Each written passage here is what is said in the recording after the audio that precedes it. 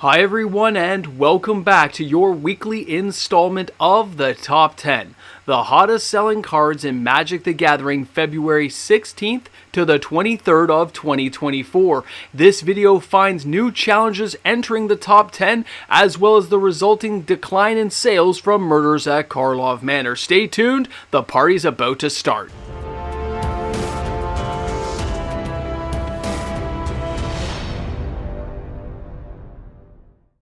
Thanks again for stopping by the channel with your host mtgnews as we explore the hottest selling cards in Magic this week. And of course, if you want to see more Moxman, if you want to see more of my mug, you just got to hit that subscribe button and turn on your notification bell. And of course, you can also support this channel on Patreon, but you can also support on TCG Player by using my affiliate link found in the description of this video. Now let's stop in at number 10. This is Sensual of the Sun, and this thing's from Lost Caverns of Ixalan. It has not made an appearance on the top 10 for the last several weeks, as we saw Murders at Karlov Manor and other cards push these cards from Ixalan right off, but now they are charging back with a vengeance. The sales volumes are really starting to mount up on a lot of these cards, and because we don't know how many are going to get opened in the future for the sealed boxes, it's lent the market a little bit of uncertainty that players just aren't really prepared to deal with yet on the most. So we'll see how this all pans out, but an average price of $5, and with 3,312 sales, that's $16,560 of sales volume. Pretty brutal, okay guys? That's a lot of money being spent on these cards that's not going to the Murders at Karlov Manor. I wonder why. Now let's go ahead and take a look at the number 9 card again. The Lost Caverns of Ixalan sees the Roaming Throne make it back into the top 10.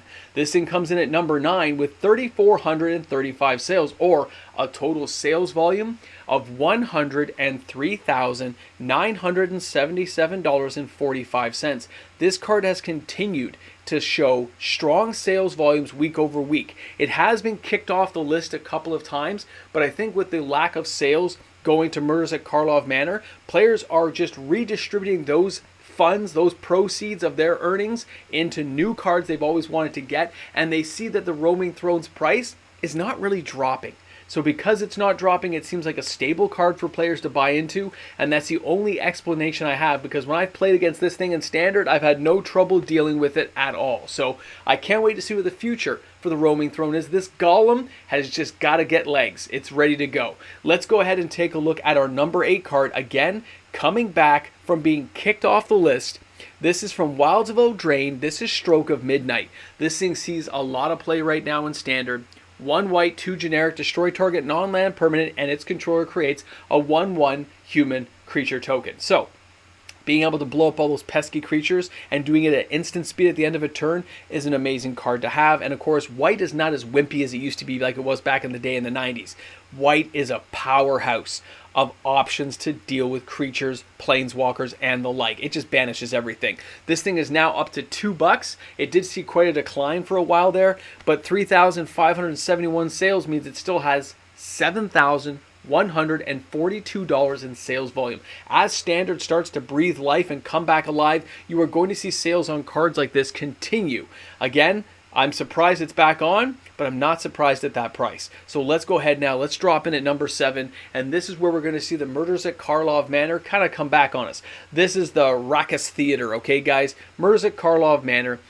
$4.62 is the average. 3,890 sales means $17,971.80. The fact this thing comes in as a land, swamp, mountain, and of course it has Surveil, means these things have a lot more legs than players gave credit for. This card is getting a lot of sales, a lot of attention, as are the other cards that are the land cycle from this set, but not all of them are on the top 10. Some are definitely proving to be a lot more popular than others, and some players, from what I'm hearing, are waiting to see how these prices level out overall. They're afraid that the market's going to jack up the price, so just keep an eye on the card, guys. We haven't got to the 90-day plus threshold yet, and with all the market noise right now with the other sets like Modern Horizons 3, which I'll cover next week, there's a lot of stuff going on that players just are having a hard time keeping track of, and we'll discuss that on Monday. Let's go ahead now, let's pop out the card, and let's go ahead and take a look at our number 6 card this week. And this one comes out of the blue, okay? Gleeful Demolition Phyrexia, all will be one. Look at the spike. Look what's going on. This thing has an average price of $3.17 because it just got jacked up in price. 4,108 sales means this thing has $13,000 plus in sales volume. One red sorcery. Destroy target artifact. If you control that artifact, create 3/1/1 Phyrexian Goblin tokens. This thing is just nasty. And I can picture the combinations already in my head, and none of them spell a good time for me when I'm playing against players because I don't use a lot of red. So I'm a little bit fearful of the goblin hordes coming to get me and what they'll be able to do. Pay attention, guys, because with these sales volumes, Gleeful Demolition will be here next week. Let's go ahead and take a look at our next card again, Murders at Karlov Manor, and this is Hedge Maze. Again, another Surveil land. This is the Forest Island one, and it had 4,400 sales. That's $28,000 of sales volume.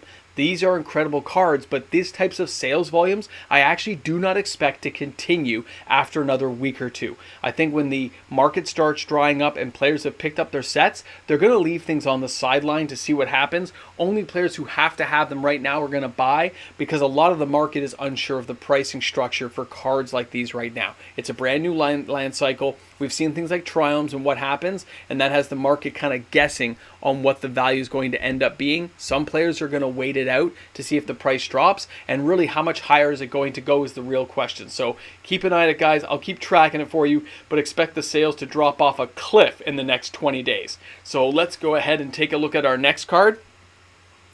Aetherworks Marvel from Kaladesh. This was here a few weeks ago, but as we get closer to Fallout, it looks like a lot of players are getting psyched up for some of the combinations and combos they can use.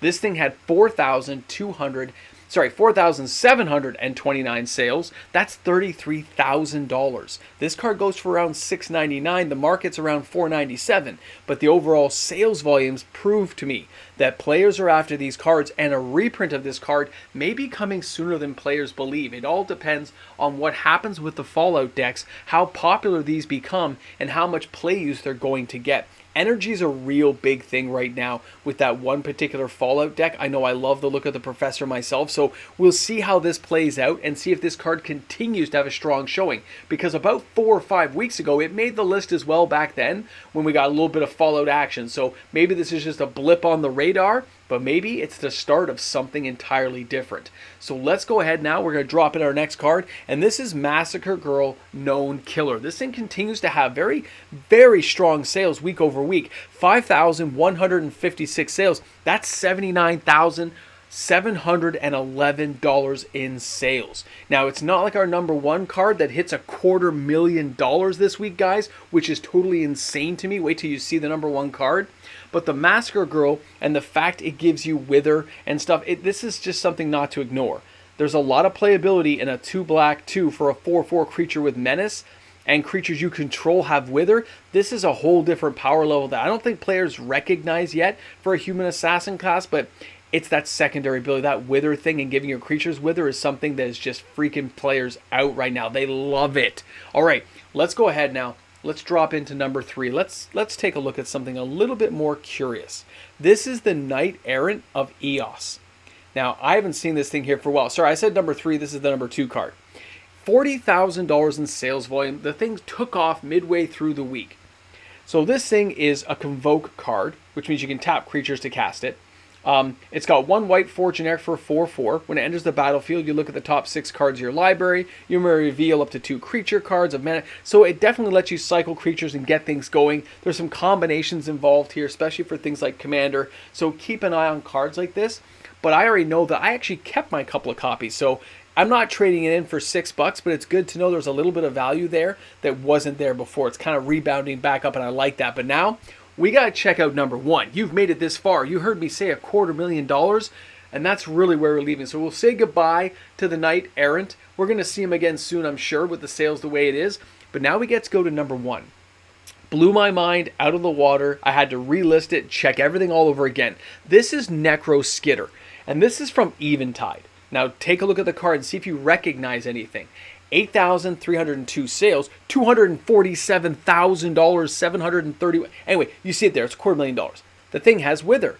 Whenever a creature an opponent controls with a -1/-1 counter enters the graveyard, return to the battlefield under your control. So obviously people are hooking up the Necro Skitter with the known killer to get a cool combination of your creatures, just battling it out, eliminating the opponent's creatures, and taking control of everything they've got. This is something you've got to be paying attention to when you see combinations like this. Again, I wouldn't dive into this card. The price is going to settle down. You just have to wait for it, have a little bit of patience, because when combinations like this get found out, players blow their minds, people get FOMO going, which is why we're seeing the sales the way they are. But if you wait that 60 to 90 days, we've seen it time and again, you'll save some money. Now let's get to the honorable mentions for our modern cards, okay? Interesting, I'm doing it this week, but Undercity Sewers still had very strong sales. It got knocked right out of the top one spot. It got knocked all the way past number 10, but the sales are strong enough you need to mention because this one's worth a lot of money. It's not changing much. Then the Cryptic Code. This thing has kind of settled in. It's dropped a lot in price as its kind of popularity waxed and waned really quick, but there's still something to be shown there. And the last card is Animate Dead from Revised. There was a whole bunch of sales. It's an uptrend. People bought hundreds and hundreds of copies. It's something I want you guys to be aware of. This is a textbook example of what can go wrong when you misjudge your market and don't properly prepare the public for the product you're trying to put out. So now we have players who aren't buying Murders at Karlov Manor, don't want to get the singles really because they've already bought the ones they really wanted. And now they're going out using their money to buy cards that have already been out for a while. Cards that they decide now are more worthy of their time, worthy of their wallet, and that's what they're cracking into.